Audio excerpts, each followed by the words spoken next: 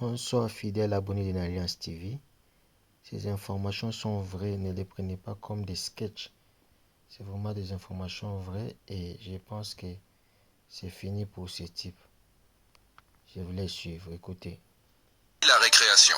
Trump donne 72 heures à Paul Kagame de quitter le pouvoir pour avoir violé.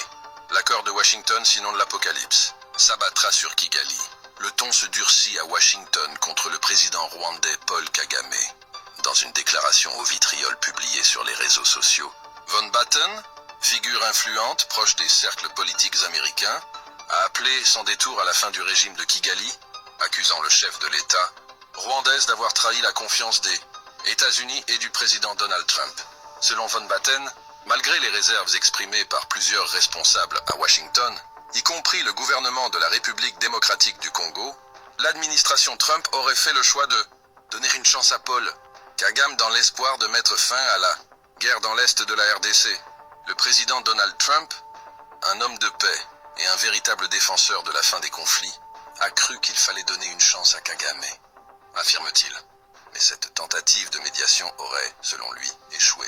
Von Batten accuse le président rwandais d'avoir tourné en dérision les États-Unis d'Amérique et d'avoir manqué de respect personnellement au président américain, estimant que Kigali a rompu ses engagements. Dans un langage particulièrement offensif, il qualifie Paul Kagame de criminel de guerre, incapable de tenir parole, allant jusqu'à affirmer que le temps du dialogue est terminé et que le temps pour Kagame de partir est arrivé. Sur ce, Washington donne 72 heures au président rwandais de quitter le pouvoir. Si pas, c'est l'apocalypse, qui s'abattra sur celui-ci, qui a osé défier les États-Unis.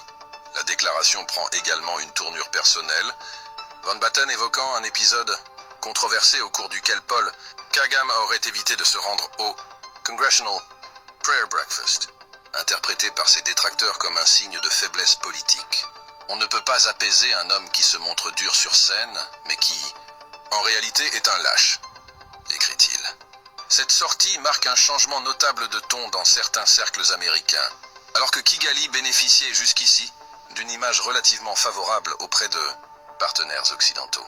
Elle intervient dans un contexte régional tendu, marqué par la poursuite du conflit dans l'est de la RDC et les accusations persistantes de soutien rwandais au M23.